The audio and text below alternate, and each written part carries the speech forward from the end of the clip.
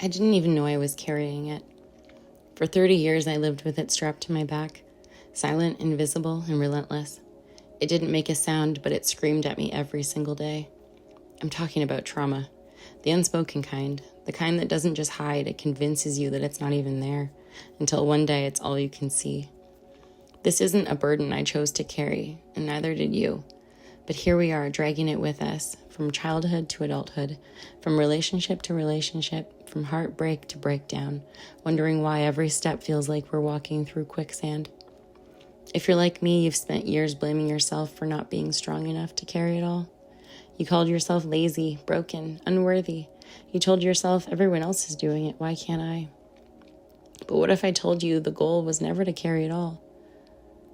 What if I told you that true strength is not in holding it, it's in learning to put it down? I was 30 years old when I realized that bag I'd been carrying my whole life wasn't even mine. It was packed for me, not with love, but with silence, fear, shame, and secrets.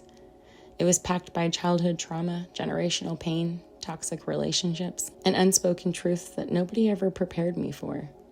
And here's the wild part. I didn't just carry it, I lived in it. It became my home. I hung pictures on the walls. I told myself, this is just who I am. I rearranged the furniture of my own suffering, trying to make it more livable. But trauma is sneaky like that. It doesn't always announce itself. It wears disguises. It looks like perfectionism. It looks like procrastination. It looks like people-pleasing, self-sabotage, isolation, and addiction. Sometimes it even looks like success. We tell ourselves, I'm fine, look at all I'm doing. I'm fine. But deep down we know. We know because no matter how much we achieve, it never feels like enough. No promotion, no partner, no new city, no fresh start can quiet the nagging feeling that something still isn't right. I see it in other people now, in the friends who say, I'm just tired, when really they're drowning, in the men too proud to ask for help, in the women who laugh too loudly to keep from crying.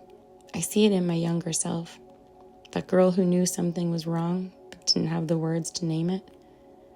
But I see her now, and I'm talking to her directly when I say this. You were never broken. You were just carrying too much that was never yours to begin with. Here's the truth nobody tells you about unpacking emotional baggage. It gets worse before it gets better. And I'm not here to sugarcoat it. This is not a just think positive speech. You can't vision board your way out of trauma. Trust me, I've tried.